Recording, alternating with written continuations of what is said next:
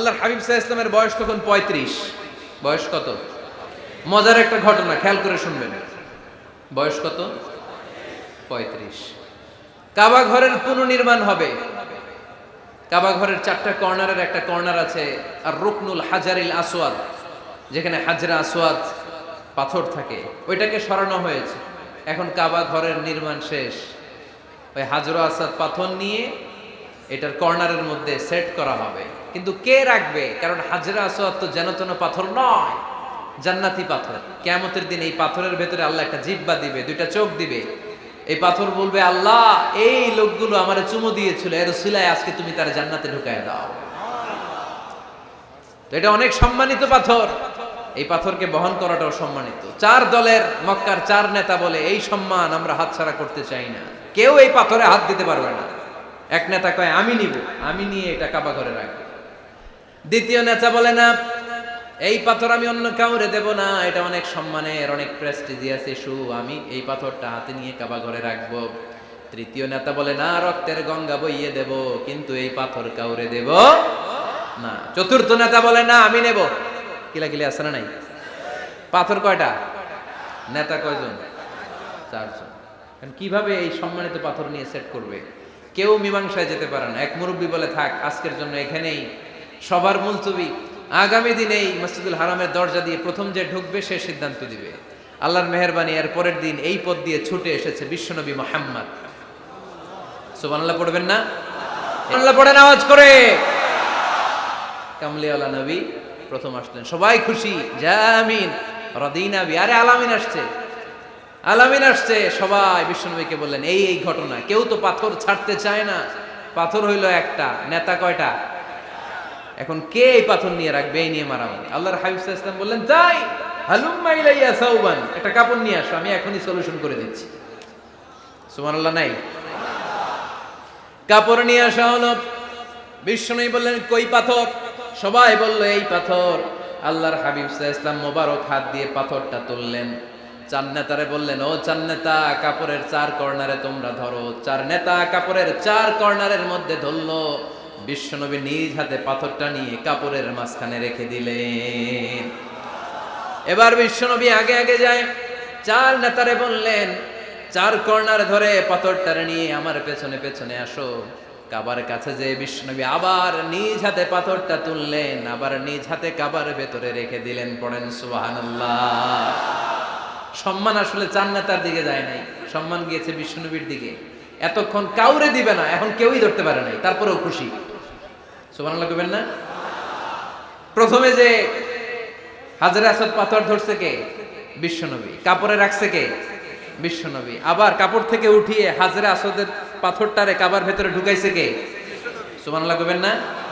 সব সম্মান গেল বিশ্বনবীর হাতে, সব স্টেটাস গেল বিশ্বনবীর হাতে। ৪ নেতা কাপড়ের কিনারা ধইরাই খুশি। এইটাই বলে নেতৃত্বের গুণাবলী। চিল্লায় বলো ঠিক কিনা? কনফ্লিক্ট রিজলভিং অ্যাবিলিটি, বিরোধ নিষ্পত্তি করার কোয়ালিটি থাকা চাই, তবেই তিনি নেতা। কি কারিশমা দেখছেন? What a charismatic leader. এতক্ষণ রক্তের বন্যা বইয়ে দিবে, কাউরে দিবে না পাথর। এখন কেউই ধরতে পারে নাই, কিন্তু স্লোগান দিতেছে জিন্দাবাদ। আসরা নাই? নেতা হইলে এরকম নেতা হইতে হবে। মদিনাতে আউস আর খাজরাজ গোত্রের যুদ্ধ ১২০ বছরে। কয় বছর? কেউ থামাতে পারে না, রক্তক্ষয়ী যুদ্ধ। আল্লাহর হাবিব সাল্লাল্লাহু আলাইহি ওয়াসাল্লাম মক্কা থেকে মদিনায় এসে ৭ দিনের ব্যবধানে ১২০ বছরের যুদ্ধ থামাইয়া দিলেন। এতদিনে এই গোত্রের লোকের সাথে এই গোত্রের কোনো বিয়ে নাই, এই গোত্রের লোকের সাথে এই গোত্রের কোনো অর্থনৈতিক লেনদেন নাই। বিশ্বনবী যখন আউস খাজরাজের যুদ্ধ থামিয়ে দিলেন, মদিনাতে আনন্দের ধুম পড়ে গেল, নতুন নতুন উৎসবের ধুম পড়ে গেল। সব ভাই ভাই। নেতা হইলে এরকম নেতা হইতে হবে, কোনো মারামারি থাকতে পারবে না সমাজে। চিল্লায় কোন ঠিক কিনা? নেতা আসলেই সমাধান, নেতা আসলেই। সহিহ বুখারীতে একটা কিতাব আছে, কিতাবুস সুলহ, মীমাংসার অধ্যায়। একটা বাব আছে, বাবু কওলিল ইমামি লি আসহাবিহি ইযহাবু বিনা নুসলিহ বাইনাহুম। ইমাম সাহেবের এই কথা যে আমাদেরকে নিয়ে চলো, আমরা মিলাই দেব, এটা আল্লাহ রাসূল সাল্লাল্লাহু আলাইহি ওয়াসাল্লামের একটা বিখ্যাত ডায়ালগ। ডায়ালগটা কি খেয়াল করে শুনেন। যুদ্ধ মারামারি আর ঝগড়া শুনলেই আল্লাহ রাসূল সাল্লাল্লাহু আলাইহি ওয়াসাল্লাম বলতেন ইযহাবু বিনা নুসলিহ বাইনাহুম। আরে আমরা আছি তো, আমগরে নিয়ে যাও না, আমরা মিলাই দিব। সুবহানাল্লাহ পড়েন। মারামারি দেখলে বিশ্বনবী মিলায় দিতেন। আল্লাহর হাবিব সাল্লাল্লাহু আলাইহি ওয়াসাল্লাম বলতেন, আলা উখবিরুকুম বিআফদালি দারাজাতিন মিনাস সালাতি ওয়াস সিয়ামি ওয়ান নুসুক, রোজা, নামাজ, সালাতের চেয়ে বড় একটা সওয়াবের কাজ আছে, ওটা কি আমি তোমাদের বলবো না? সাহাবারা বললেন, সেটা আবার কি? বিশ্বনবী বললেন, ইসলাহু যাতিল বাইন, দুইজন ঝগড়া করতেছে, তুমি ঝগড়া না লাগায় দিয়া মিলাই দিবা, এর চেয়ে ভালো কাজ হয় না। জোরে কোন ঠিক কিনা? সবচেয়ে শ্রেষ্ঠ কাজ। নোয়াখালীতে আগুন লাগলে আপনারা কি দিয়ে নিবা? কি দিদায়? পানি। অনেকে ওই জায়গায় তেল ডালে। জ্বলতেছে কি? আগুন। আগুন নিবানোর জন্য ঢালবেন কি? অনেকে ঢালে কি? তেল। আহা, না, আপনি থামায় দিবেন, মিলাই দিবেন। আপনার জন্য ভালো জিনিস মিলাই দিবে কে? 7 নাম্বার, ফারসাইটেডনেস, দূরদৃষ্টিতা, ভিশনারি অ্যাটিটিউড, ফিউচারিস্টিক। নেতা অনেক দূর দেখতে পায়, তিনি দূরদর্শী। কর্মী যত দূর দেখে, নেতাও যদি তত দূর দেখে, দেশ চলবে? কথা বলেন। কর্মী যদি দেখে 500 মিটার, নেতার দেখতে হবে কয় মিটার? 1000 মিটার। কর্মী যদি দেখতে পায় 1000 মিটার, নেতার দেখতে হবে কয় হাজার মিটার? 2000 মিটার। কারণ নেতা হবে ফিউচারিস্টিক, ভিশনারি, স্বপ্নবাজ, স্বপ্নচারী। নেতাকে স্বপ্ন দেখতে হয়, ওই স্বপ্ন জাতিকে দেখাতে হয়। চিল্লায় বলেন ঠিক কিনা? মানুষ তার স্বপ্নের সমান বড়। আপনি কত বড় আপনার স্বপ্ন শুনলে বোঝা যাবে। স্বপ্ন সেটা না যেটা মানুষ ঘুমিয়ে ঘুমিয়ে দেখে, স্বপ্ন সেটা যেটা অর্জনের আকাঙ্ক্ষা মানুষকে ঘুমাতে দেয় না। আল্লাহর হাবিব সাল্লাল্লাহু আলাইহি ওয়াসাল্লাম স্বপ্ন দেখিয়েছেন সাহাবাদেরকে, বিশ্ববিজয়ের স্বপ্ন, ইসলামকে বিজয়ী শক্তি হিসেবে দেখার স্বপ্ন। চিল্লায় বলেন ঠিক কিনা? আল্লাহর হাবিব বলতেন, ইন্নাল্লাহা জাওয়ালি আল আরদা ফারাআইতু মাশারিকাহা ওয়া মাগারিবাহা। আল্লাহ তাআলা গোটা বিশ্বটাকে ছোট্ট করে আমার সামনে দেখিয়েছে। আমি ফুটবলের সাইজের এই পৃথিবীর প্রাচ্য পাশ্চাত্য, ডানে বায়ে সামনে পেছনে সবটাই দেখেছি। ওয়া ইন্না মুলকা উম্মতি সায়াবলুগু মা জুবিয়ালি। যত দূর আল্লাহ আমারে দেখিয়েছে, তত জায়গায় লা ইলাহার পতাকা পথ করে একদিন উড়বে। কোন একদিন এদেশের আকাশে কালিমার পতাকা উড়বে। সেদিন সবাই খোদাই বিধান পে দুঃখ বেদনা ভুলবে। এটাই আমাদের স্বপ্ন। চিল্লায় বলেন ঠিক কিনা? স্বপ্ন দেখতে জানতে হয়। সুলহে হুদাইবিয়া চলতেছে, সন্ধি। 1400 সাহাবা নিয়ে বিশ্বনবী মক্কায় আসলেন উমরা করতে। কাফেররা বলে, গো ব্যাক, অ্যাবাউট টার্ন, ফিরে যাও, হবে না। আল্লাহ রাসূল সাল্লাল্লাহু আলাইহি ওয়াসাল্লাম অনুরোধ করলেন, দাও না, উমরার নিয়ত করে এসেছি। ইজার আর রেদা পড়ে কাফেররা বলে, না, আগামী বছর, এই বছর হবে না, চুক্তি করো। চুক্তির মধ্যে লেখা হলো, মা খাবা আলাইহি মুহাম্মাদুর রাসূলুল্লাহ। ঠিক আছে, চুক্তি 10 বছরের, মুহাম্মদ রাসূল সাল্লাল্লাহু আলাইহি ওয়াসাল্লামের পক্ষ থেকে চুক্তি। কাফেররা বলে, না, আমরা তো তোমার রাসূলুল্লাহ মানি না। তোমার রাসূলুল্লাহ মানলে তো মা সাদাদনাকা আলা শাই, তোমার সাথে কোনো ঝগড়াই নেই, রাসূলুল্লাহ কাটো। সাহাবীরা তেড়ে উঠলেন। ওমরে ফারুক বলেন, মুখ সামলে কথা বল। সুহাইল ইবনে আমির, তোর জিহ্বাটা আমি টেনে ছেড়ে ফেলবো, সাবধান। আমার নবী শেষ নবী, শেষ রাসূল মুহাম্মদ রাসূলুল্লাহ কাটার ক্ষমতা কারো নাই। আমি ওমর বেঁচে থাকলে কেউ কাটতে পারবে না। বিশ্বনবী বললেন, ওমর সরে যাও, কেটে দাও। সুবহানাল্লাহ কইবেন না? মুহাম্মদ রাসূলুল্লাহ কাফেররা মানে না। কাফেররা কয়, তুমি লেখো মুহাম্মদ ইবনে আব্দুল্লাহ, আব্দুল্লাহর বেটা মুহাম্মদ। কারণ মুহাম্মদ রাসূলুল্লাহ যদি এই সন্ধিতে থাকে, চুক্তি, তার নিচে আমরা সিগনেচার করি, তার মানে এটাই প্রমাণ হয়ে যায় আমি তোমাকে রাসূল বলে মানি। আমরা কাফেররা তোমাকে রাসূল বলে মেনে নিয়েছি। নো, তোমরা রাসূল বইরা মানলে তো খেলা এখানেই শেষ। কাটো, রাসূলুল্লাহ লেখা যাবে না, লিখতে হবে আব্দুল্লাহর বেটা মুহাম্মদ। কোন সাহাবারা রাজি হয় না। কথা শুনতেছেন? সাহাবারা বলে, রক্তক্ষয়ী যুদ্ধ হবে, আমার নবীর নামের পরে রাসূলুল্লাহ লিখতেই হবে। বিশ্বনবী বললেন, কেটে দাও। কারণ সাহাবারা দেখতেছে এতটুকু, বিশ্বনবী দেখে অতটুকু। বিশ্বনবী অন্য প্ল্যানে আগাচ্ছেন। বিশ্বনবী ভাবলেন, 10 বছরের যুদ্ধ বিরতি যদি হয়ে যায়, আমি আমার লোকদেরকে ঠিক করব। আমি তারবিয়া, তালিম, তাহজিব, তামাদ্দুন দিয়ে মদিনাটাকে একটা কল্যাণ রাষ্ট্রে পরিণত করব। আমি আমার ফোর্সকে সাজাবো, আমি আমার সাহাবাদেরকে প্রশিক্ষিত করব। এই 10 বছরের ব্যবধানে আমি গোটা বিশ্বকে ঝাঁকি মেরে কাঁপিয়ে নেব। কিন্তু সাহাবারা পড়ে আছে রাসূলুল্লাহর মধ্যে। সাহাবারা পড়ে আছে কই? সাহাবারা এর চেয়ে বেশি ভাবতে পারতেছে না। সাহাবারা বলে রাসূলুল্লাহ কাটা যাবে না, বিষ্ণু বলেন কেটে দাও।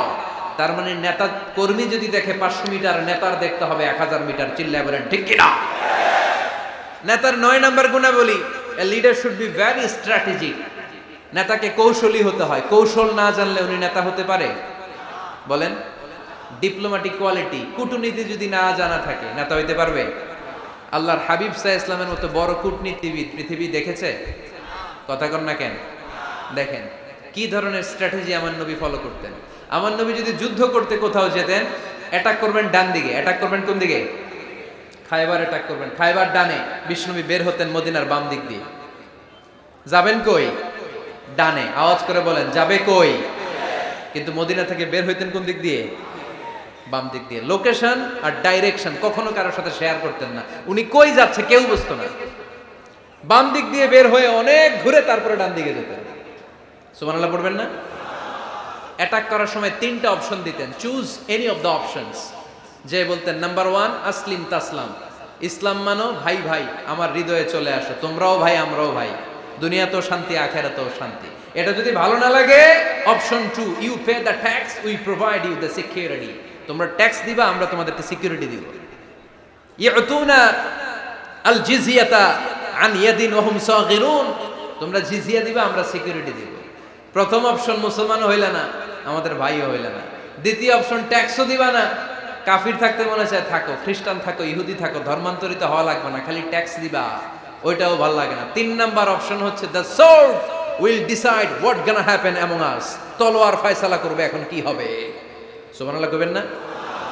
প্রথমেই যেই কোথাও অ্যাটাক করতেন বিশ্বনবী, সবসময় ডিফেন্সিভ মোডে থাকতেন, আত্মরক্ষার মোডে থাকতেন। আক্রমণ করা হলে মেনে নিতেন, ধৈর্য ধারণ করতেন।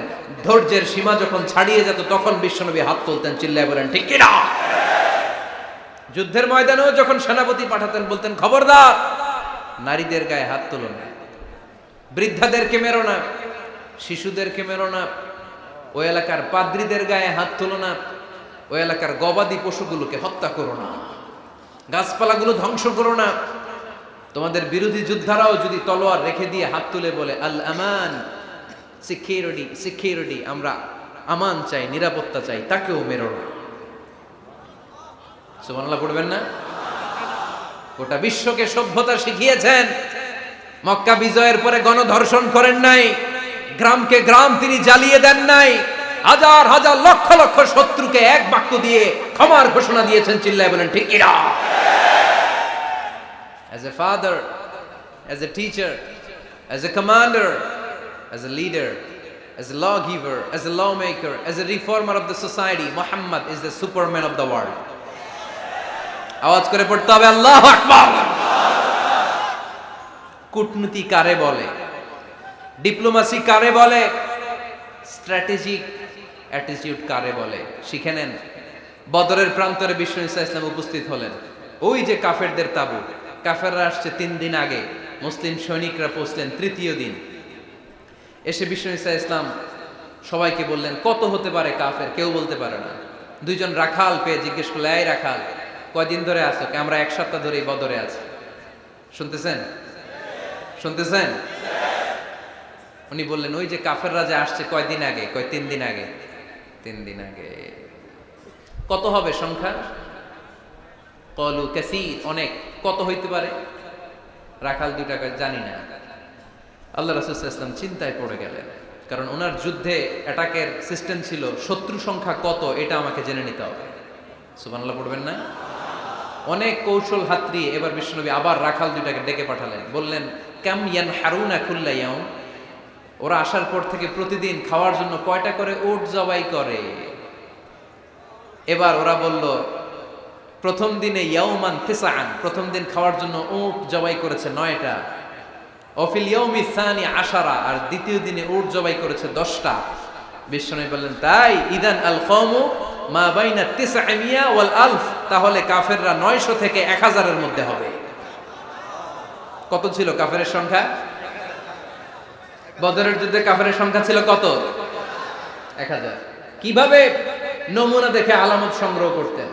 ওরা কয়টা উট জবাই করেছে, 2 দিনে প্রথম দিন 9টা, দ্বিতীয় দিন 10টা। বিশ্বনবী হিসাব মিলাই ফেললেন যোগ বিয়োগ দিয়ে, কাফেরের সংখ্যা 900 থেকে 1000-এর মধ্যে হবে। হিসেব করে দেখা গেল 1000 সৈনিক এসেছিল সেই বদরের যুদ্ধে। চিল্লায় বলো আল্লাহু আকবার। স্ট্র্যাটেজি জানতে হয় না, তাকে কৌশল জানতে হয়। সর্বশেষ নেতার যে গুণ, এটা বলে শেষ করব, সাকসেশন ম্যানেজমেন্ট। নেতা ভালো নেতা বানায়া যায়, ঠিক কিনা? A good leader produces a good leader. একজন ভালো নেতা তখনই ভালো নেতা যখন সে নতুন করে ভালো নেতা তৈরি করে দিয়ে যায়, ঠিক কিনা? সে যদি নতুন নেতৃত্ব তৈরি করে দিয়ে না যায়, সমাজ চলবে? চলবে? এটাকে বলে দি সাকসেশন ম্যানেজমেন্ট। আল্লাহ রাসূল সাল্লাল্লাহু আলাইহি ওয়াসাল্লাম ভালো সাকসেসর রেখে গিয়েছিলেন, এমন কিছু যোগ্য নেতৃত্ব তৈরি করে গিয়েছিলেন, উনার পরে টানা 30 বছর নেতৃত্ব নিয়ে মুসলিম উম্মাহকে 1 সেকেন্ডও ভাবা লাগে না। চিল্লায় বলে মুসলমান, ঠিক কিনা? ভালো নেতা বানায়। নেতা খালি নেতৃত্ব দেয়, উনি কোনো নেতা বানায় নাই। এটা কি নেতা? কথা বলেন। এবার উত্তর দেন। আমার নবী ইন্তেকালের আগেই যোগ্য নেতৃত্ব তৈরি করে রেখে গিয়েছিলেন কি জান নাই? কাকে রেখে গেছেন? আবু বকর। আরহামু উম্মতি বি উম্মতি আবু বকর। এই উম্মতের সবচেয়ে রহমদিল। আর কারে রেখে গিয়েছেন? ওমর। আশাদ্দুহুম ফি আমরিল্লাহি ওমর। আল্লাহর জমিনে আল্লাহর দ্বীন বাস্তবায়নে সবচেয়ে কঠোর ছিল ওমর। ওনার ক্যারেক্টারিস্টিক এমন ছিল, কথার আগে হাত চলতো, জোরে কোন ঠিক কিনা? আল্লাহর হাবিব সাল্লাল্লাহু আলাইহি ওয়াসাল্লাম বলতেন, লা নাবিয়্যা বা'দি ওয়ালা রাসূলা। আমার পরে নবীও নাই, রাসূলও নাই, তবে লাউ কানা বা'দি লাকানা ওমর। আমার পরে যদি নবী হওয়ার যোগ্যতা কারো থাকে, আমার ওমরের সেই যোগ্যতা আছে। প্রভু তুমি বলেছো রাসূল দেবে না, বলনি দেবে না ওমর, বলনি দেবে না হামজা তারি, খালিদ বিজয় সমর। প্রভু তুমি বলেছো রাসূল দেবে না, বলনি দেবে না ওমর, বলনি দেবে না হামজা তারি, খালিদ বিজয় সমর। প্রভু তুমি বলেছো রাসূল দেবে না। সুবহানাল্লাহ পড়েন।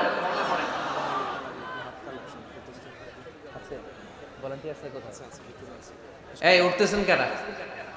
হ্যাঁ, উঠলেন কেন? এই 2 ঘন্টা ওয়াজ শোনার পরে শেষ বেলায় আপনারা উঠে যাবেন না? বিশৃঙ্খলা আমি দেখতে চাই না। একটা লোক প্যান্ডেলে আওয়াজও করবে না, উঠতেও পারবে না। আমার নবী নিজেও ছিলেন শ্রেষ্ঠ নেতা, রেখেও গিয়েছেন শ্রেষ্ঠ নেতা। চিল্লায় বলেন ঠিক কিনা? সাইয়েদনা আবু বকর, সাইয়েদনা ওমর ফারুক, উসমান যুন্নুরাইন, আলী রাদিয়াল্লাহু তাআলা আনহু যোগ্য নেতৃত্ব হাতে কলমে প্রশিক্ষিত করে ওনাদেরকে রেখে গিয়েছেন।